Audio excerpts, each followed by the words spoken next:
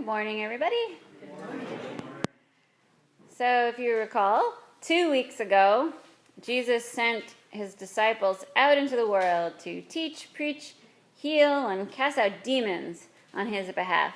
And last week we had our interlude story about John the Baptist. And today, the disciples return.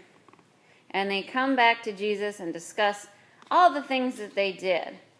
And I imagine that they probably were very excited to be back among friends and hug each other, share stories of their successes and failures, and maybe try to one-up each other with all their great deeds that they did.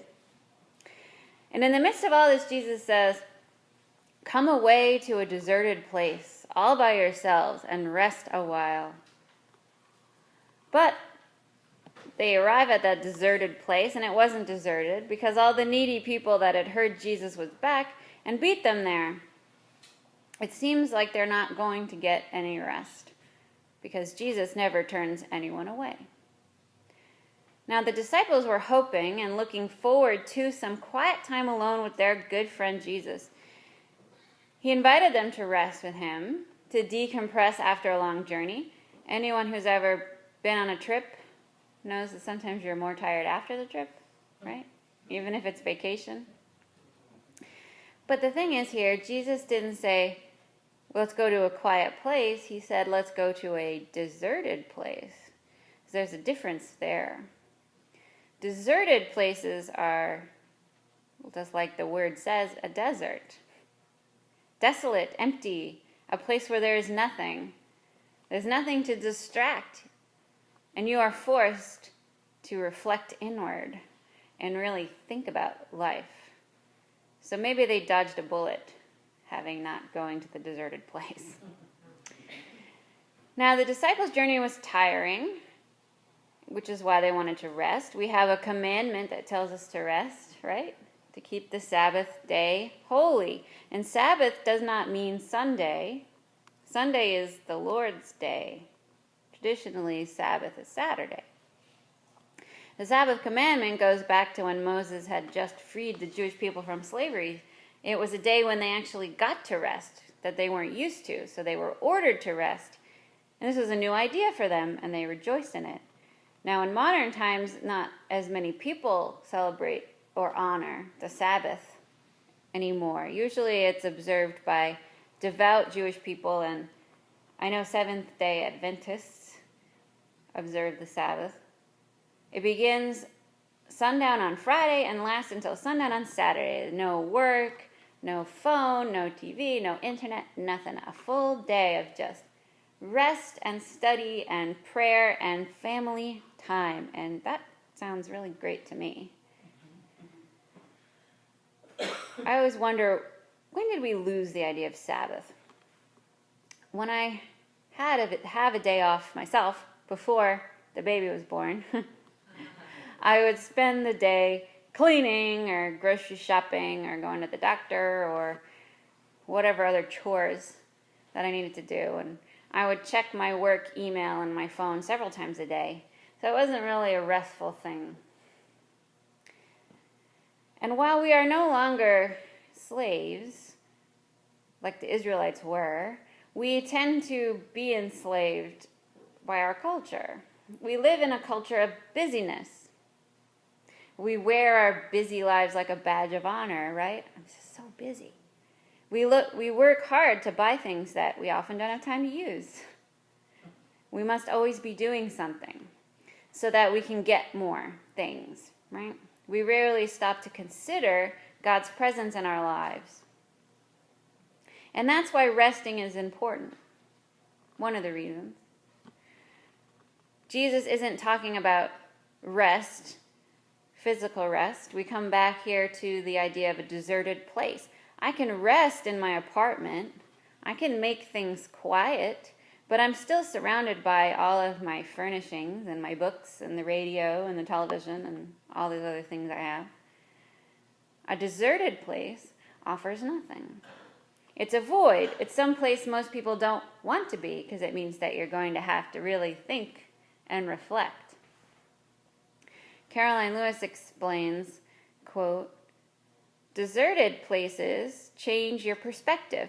You see only what's left and what's essential. You realize who is left, standing by your side.